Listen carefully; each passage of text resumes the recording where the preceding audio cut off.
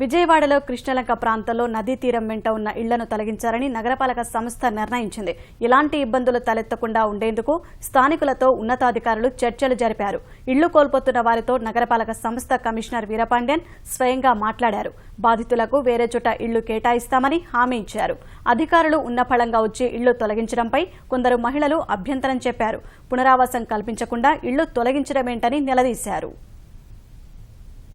దీన్ని ఒక ఘాటుగా కాకుండా పర్మనెంట్గా ఒక టూరిస్ట్ స్పాట్గా తయారు చేయాలనే ఒక ఉద్దేశంతో ఈ పనులని మొదలుపెట్టాము. దీనికి ఒక 10 మీటర్ రోడ్డు వేయడానికి ఆల్రెడీ ప్లాన్ చేసుకున్నాము. ఈ 10 మీటర్ రోడ్డుకి చాలా ఇల్లు ఇవన్నీ కూడా అడ్డంగా ఉన్నాయి. సో ఇవన్నీ కూడా తొలగించేసి వాళ్ళందరికీ పూర్తిగా మంచి ఫుల్ రీహాబిలిటేషన్ ఇచ్చే విధంగా ఇల్లు ఇచ్చే విధంగా కార్పొరేషన్ తరపు నుంచి చర్యలు తీసుకున్నాము. నేనే స్వయంగా ఇక్కడ వచ్చి మాట్లాడడం జరిగింది. సో వాళ్ళు చెప్పిన సమస్యలను మొత్తం కూడా పరిష్కారం చేయడానికి మా అధికారులకు ఆదేశాలు ఇవ్వడం జరిగింది. ఖచ్చితంగా వాళ్ళకి పూర్తి వసతులు కల్పించి ఇల్లు కేటాయించి వాళ్ళకి ఇక్కడ నుంచి రీలొకేట్ చేయడం జరుగుతుంది.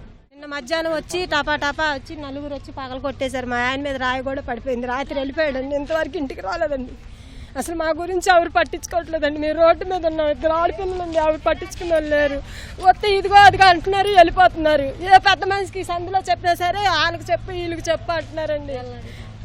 మాకేదో ఆధారం జరగాలండి. మాకేదో జరిగితే కానీ మేము లేదండి.